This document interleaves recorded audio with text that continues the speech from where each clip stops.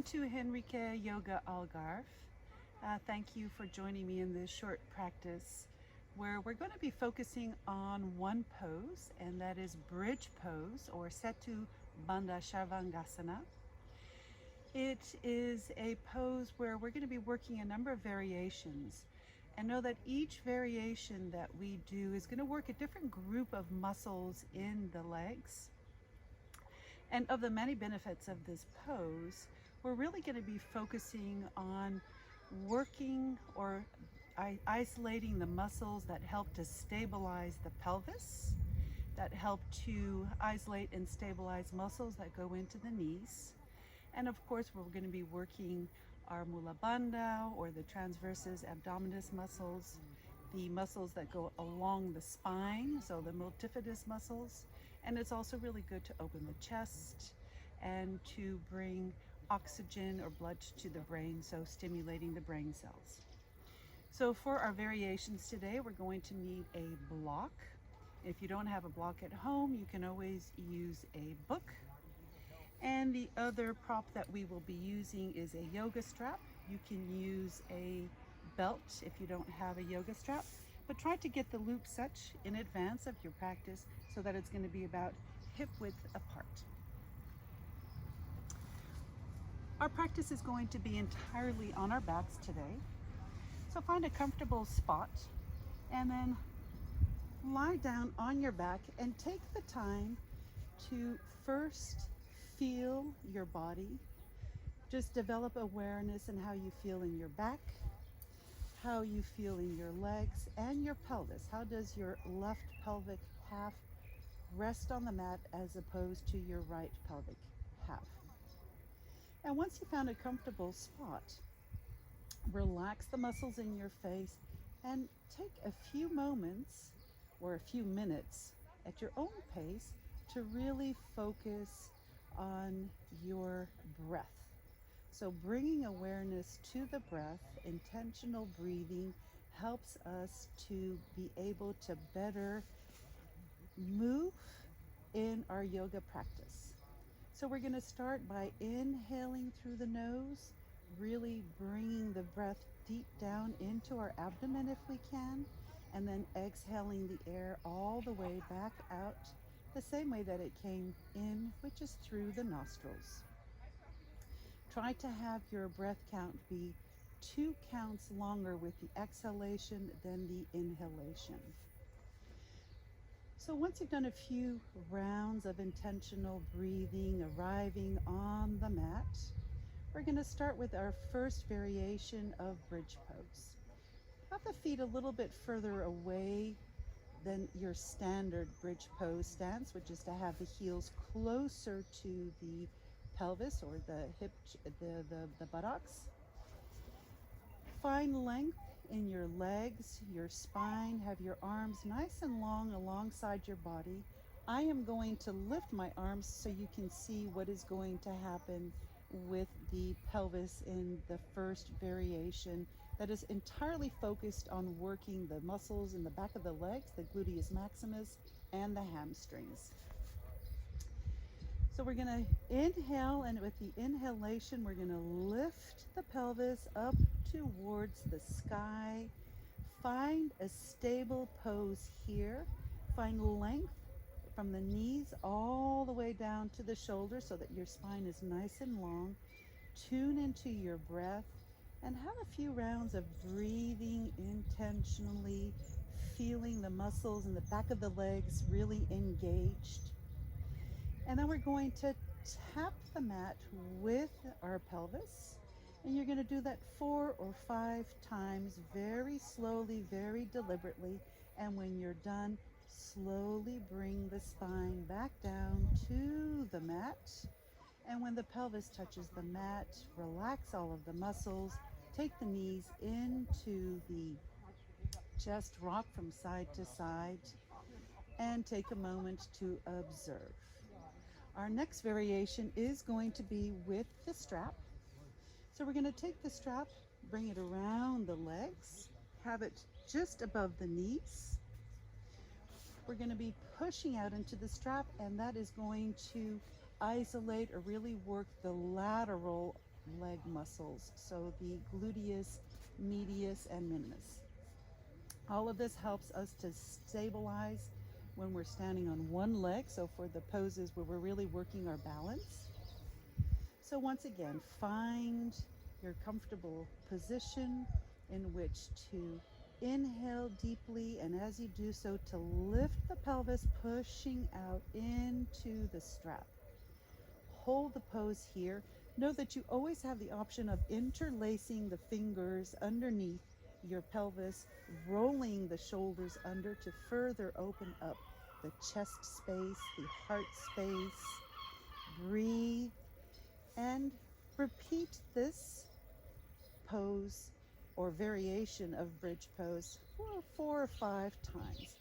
And when you're done with this pose, once again, come down to the mat very slowly with your spine, one vertebrae at a time, working the core muscles. When the pelvis touches the mat, release all of the effort and remove the strap from your thighs. Take the feet out just a little bit wider than your pelvis and gently rock the knees from side to side. And don't forget to continue to breathe with awareness. From here, we're going to take the next variation, which is to use a block.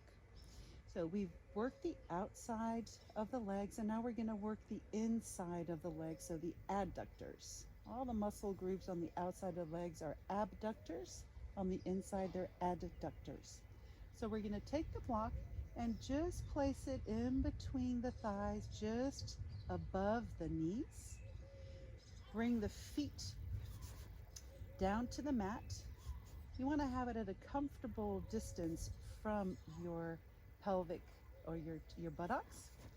And then we're going to lift again, squeezing into the block and really working the muscles on the inside of the thighs that also help to stabilize the muscles going into the knees. So with a deep inhalation, we're going to lift, squeeze and lift, squeeze and lift, and then hold this pose for a few breath counts. And be sure to really observe what you feel in your legs when you are in each of these variations of the bridge pose sequence. When you've held the block in place for a few breath counts, bring the spine back down to the mat. Once again, with awareness, one vertebrae at a time. And once again, you can repeat this variation 4 or 5 times at your own pace.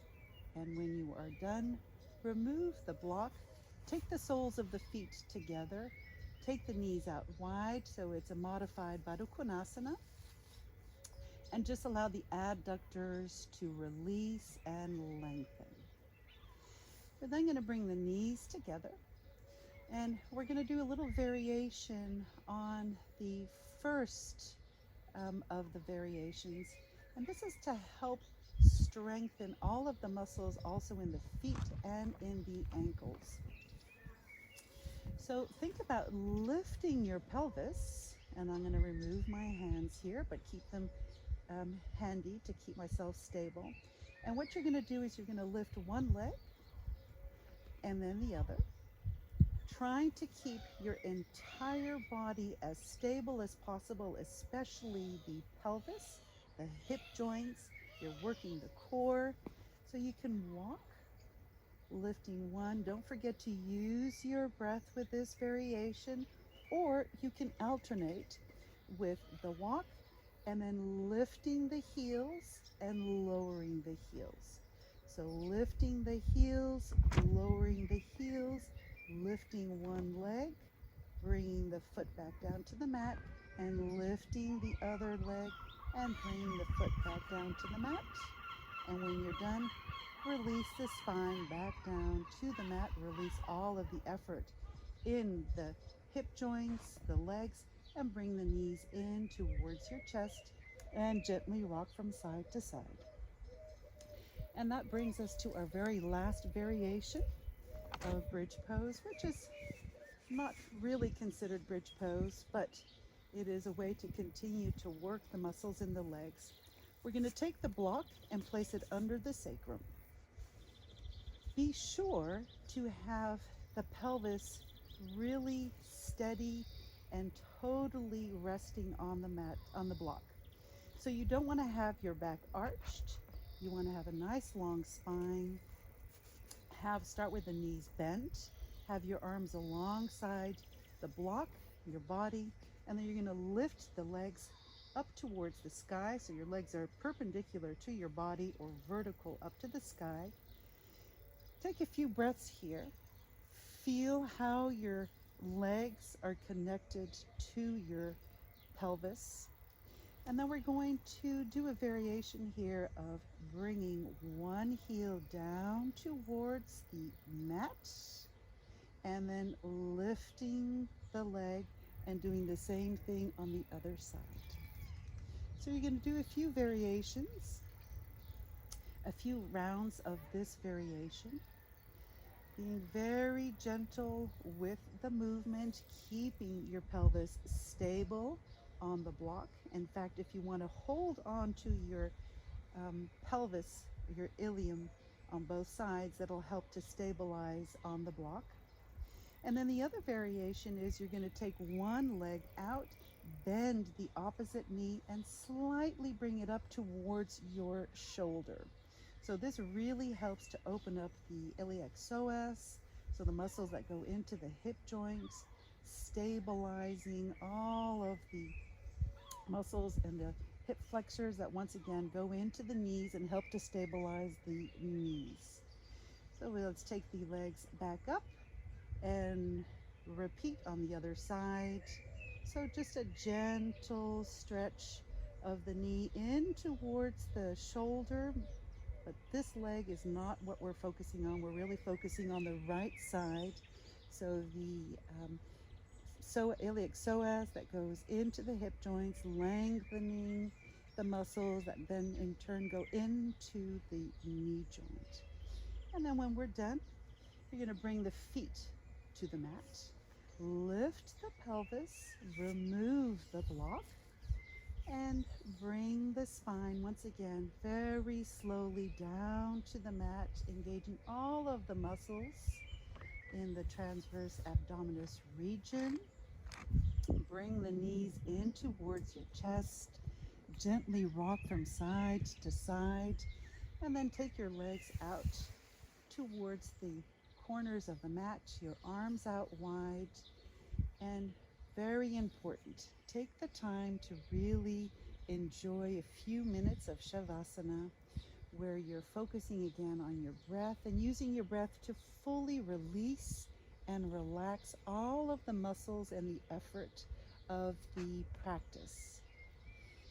I recommend that you stay lying down for just a few more minutes, just enjoying this very important phase of yoga practice. And I, in turn, am going to come to a seated position and bring our practice today to a close. Thank you for joining me in practice today, and namaste.